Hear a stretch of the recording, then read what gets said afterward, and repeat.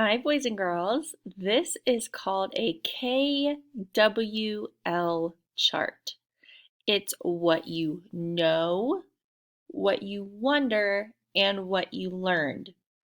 Before listening and reading the next slide, I want you to type some things that you know about this day's featured social person.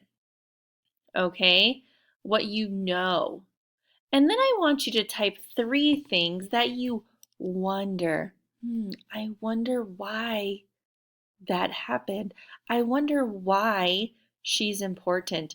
I wonder why he plays basketball.